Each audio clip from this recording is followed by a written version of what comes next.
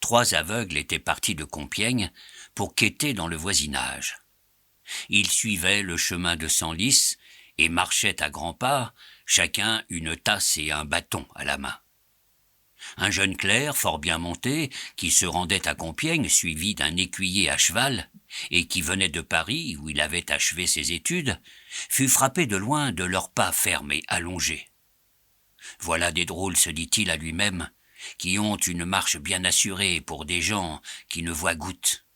Je veux savoir s'ils sont vraiment aveugles, et les attraper. » Dès qu'il fut arrivé près des 3 compères, ces pauvres gens, au bruit des chevaux, se rangèrent de côté pour lui demander l'aumône. Il les appela et, faisant semblant de leur donner quelque chose, « Tenez, dit-il, voici un écu. Vous aurez soin de le partager. Il est pour vous 3. « Oui, mon noble seigneur, répondirent les aveugles, et que Dieu en récompense vous donne son saint paradis. » Quoique aucun d'eux n'eût l'écu, chacun cependant crut de bonne foi que c'était son camarade qui l'avait reçu. Aussi, après beaucoup de remerciements et de souhaits pour le cavalier, ils se remirent en route, bien joyeux, ralentissant néanmoins beaucoup leurs pas. Le clerc, de son côté, feignit aussi de continuer la sienne. Mais à quelque distance, il mit pied à terre, donna son cheval à son écuyer, en lui ordonnant d'aller l'attendre à la porte de Compiègne.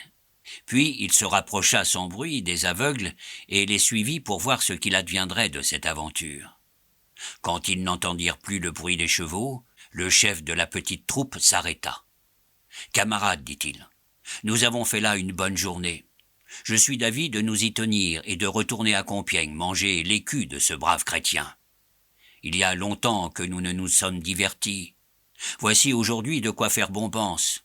Donnons-nous du plaisir. » La proposition fut reçue avec de grands éloges, et nos 3 mendiants, aussitôt, toujours suivis du clerc, retournèrent sur leurs pas.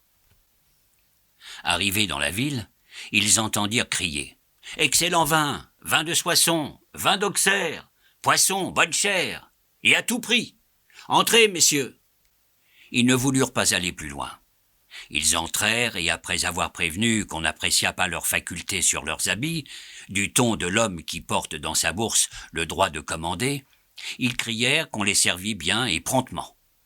Nicole, c'était le nom de l'hôtelier, accoutumé à voir des gens de cette espèce faire quelquefois, dans une partie de plaisir, plus de dépenses que d'autres en apparence bien plus aisées, les reçut avec respect.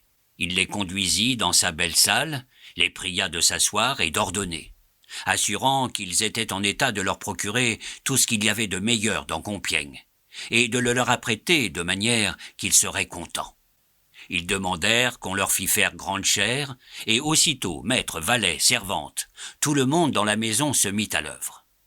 Un voisin même fut prié de venir aider.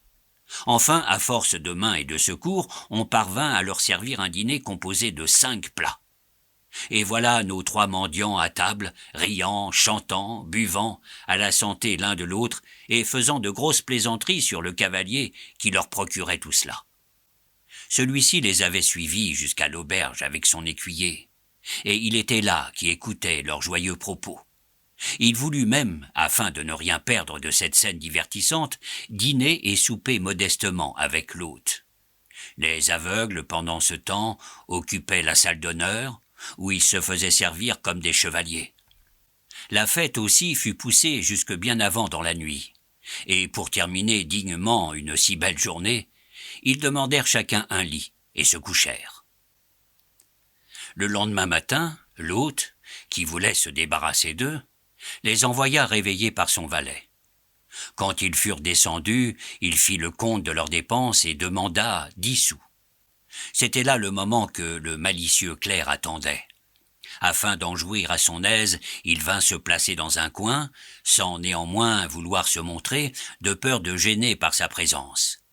« Sire, dirent à l'hôte les aveugles, nous avons un écu, rendez-nous notre reste. » Celui-ci tend la main pour le recevoir, et comme personne ne lui donne, il demande qui la détruit. Aucun d'eux ne répond d'abord, il les interroge, et chacun d'eux dit « Ce n'est pas moi ». Alors il se fâche. « Ça, messieurs les truands, croyez-vous que je suis ici pour vous servir de risée ? Ayez un peu la bonté de finir, s'il vous plaît, et de me payer tout à l'heure mes 10 sous, ou sinon, je vous étrille. » Ils recommencent donc à se demander l'un à l'autre l'écu. Ils se traitent mutuellement de fripons, finissent par se quereller et font un tel vacarme que l'hôte furieux, leur distribuant à chacun quelques paires de soufflets, crie à son valet de descendre avec 2 bâtons. Le clerc, pendant ce débat, riait dans son coin à se pâmer. Cependant, quand il vit que l'affaire devenait sérieuse et qu'on parlait de bâtons, il se montra et d'un air étonné vint demander ce qui causait un pareil tapage. « Sire, ce sont ces 3 marauds qui sont venus hier ici pour manger mon bien. Et aujourd'hui que je leur demande ce qui m'est dû, ils ont l'insolence de me bafouer. Mais de par tous les diables, il n'en sera pas ainsi. Et avant qu'ils sortent, doucement, doucement, sire Nicole, reprit le clerc. Ces bonnes gens n'ont peut-être pas de quoi payer. Et dans ce cas, vous devriez moins les blâmer que de les plaindre. À combien se montent leurs dépenses? À 10 sous. Quoi? C'est pour une pareille misère que vous faites tant de bruit? Eh bien, apaisez-vous. J'en fais mon affaire. Et pour ce qui me regarde, moi, combien vous dois-je? 5 sous, beau sire. Cela suffit, ce sera 15 sous que je vous paierai. Laissez sortir ces malheureux et sachez qu'affliger les pauvres, c'est un grand péché. » Les aveugles qui craignaient la bastonnade se sauvèrent bien vite sans se faire prier. Et Nicole, d'un autre côté, qui s'attendait à perdre ses 10 sous, enchanté de trouver quelqu'un pour les lui payer, se répandit en grands éloges sur la générosité du clerc. « L'honnête homme, disait-il, le digne prêtre. Oui, sire, une si belle charité ne restera pas sans récompense. Vous prospérerez, c'est moi qui vous l'annonce, et à coup sûr, Dieu vous bénira. » Tout ce que venait de dire l'hypocrite voyageur n'était qu'une nouvelle malice de sa part. Et tout en leurrant l'hôtelier par cette ostentation de générosité, il ne songeait qu'à lui jouer un tour, comme il en avait déjà joué un aux aveugles. Dans ce moment sonnait une messe à la paroisse. Il demanda qui allait la dire. On lui répondit que c'était le curé.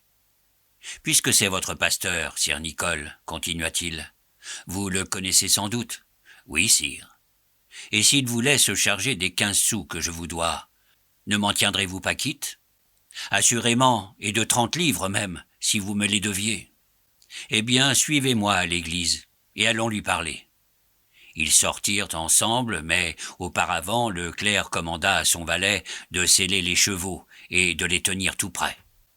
Le prêtre, quand ils entrèrent, était déjà revêtu des ornements sacerdotaux, et il allait chanter sa messe. C'était un dimanche. « Ceci va être fort long, dit le voyageur à son hôte. Je n'ai pas le temps d'attendre. Il faut que je parte. Laissez-moi aller le prévenir avant qu'il commence. Il vous suffit, n'est-ce pas, que vous ayez sa parole. » D'après l'aveu de Nicole, il s'approche du curé et, tirant 12 deniers qui lui glissent adroitement dans la main, « Sire, dit-il, vous me pardonnerez de venir si près de l'autel pour vous parler, mais entre gens du même état, tout s'excuse. Je suis un voyageur qui passe par votre ville.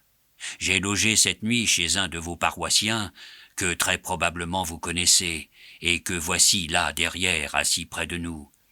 C'est un bonhomme fort honnête et sans la moindre malice, mais son cerveau est malheureusement un peu faible, et il lui a pris hier soir un accès de folie qui nous a empêchés de dormir. Il se trouve un peu mieux ce matin, grâce au ciel.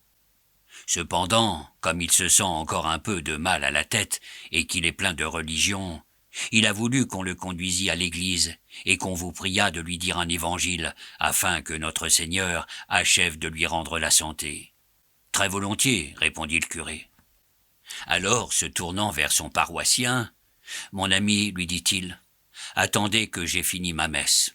Je vous satisferai ensuite sur ce que vous désirez. » Nicole, qui crut trouver dans cette réponse la promesse qu'il venait chercher, n'en demanda pas davantage.